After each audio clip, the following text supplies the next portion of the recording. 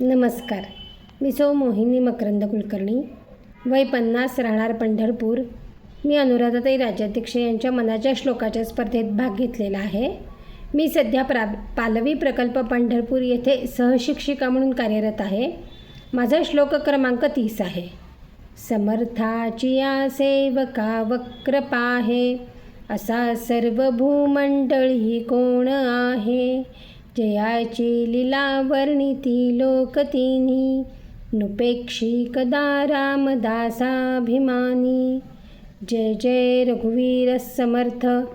श्री समर्थ या श्लोकात आपल्याला असे सांगतात की जो माणूस आहे ती परिस्थिती स्वीकारतो आणि अडचणींवर मात करतो तो समर्थ बनतो आणि अपयशाच्या शिखरावरून यशाच्या शिखराकडे अविरत प्रवास करतो.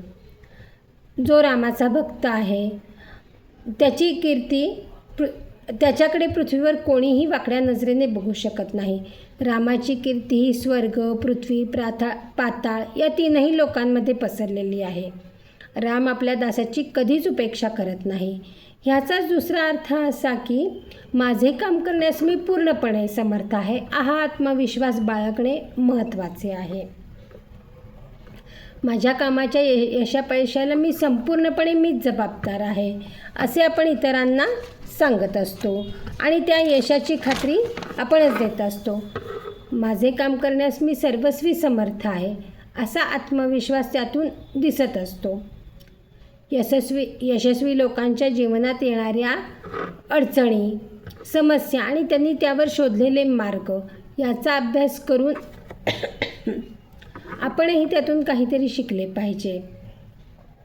अनुभव आणि पुस्तकं माणसाला समृद्ध आणि सक्षम बनवतात. या श्लोकाचा अर्थ सांगताना अनुराधाताईंनी सनत आणि सनंदन या दोन जुळ्या मुलांची गोष्ट सांगितलेली आहे. त्याच्यातला सनत हा पूर्णपणे दृष्टीहीन आहे, तरीही तो सर्वसामान्य शाळेमध्ये शिकतो, अत्यंत ब्रेल लिपीतून पुस्तकं वाचतो, अत्यंत उत्तम गाणे म्हणतो, रामायणातली पण गाणी म्हणतो. आणि सनंदन आहे तोही उत्तम बुद्धिबळपटू आहे. सनतला समर्थ बनवण्याचा प्रवास त्याच्या आईवडिलांनी, शिक्षकांनी आणि त्यांनी स्वतः अत्यंत डोळसपणे केलेला आहे. केवळ उदरनिर्वाहासाठी शिक्षण हा उद्देश ना शाळेचा असावा, ना मुलांचा, ना पालकांचा असावा.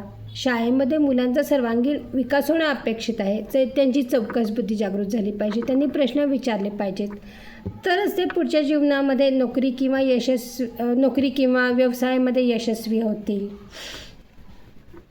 समर्थ होतील.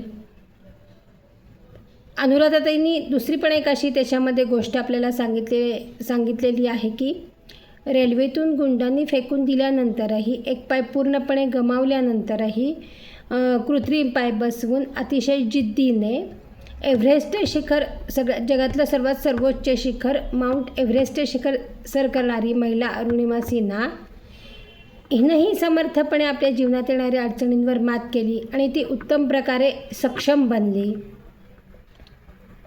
प्रत्येक व्यक्तीची जिद्द, प्रयत्नांची पराकाष्ठा त्याला सामर्थ्यवान बनवतात. अशी सामर्थ्यवान माणसे म्हणजे रामाचाच दुसरा अवतार असतात. राम म्हणजे जे जे काही उत्तम तेच सगळे. राम म्हणजे आदर्श व ध्येय आणि त्या ध्येयाचा पाठपुरावा करणारी सक्षम समर्थ माणसं. अशा माणसांची राम कधीच उपेक्षा करीत नाही. ती यशस्वी होतातच, कारण कोणीतरी संधी देईल ह्याची ते कधीच वाट बघत नाही, तर ते स्वतःहून संधी निर्माण करतात आणि आपल्या प्रयत्नांनी त्याचे सोने करतात.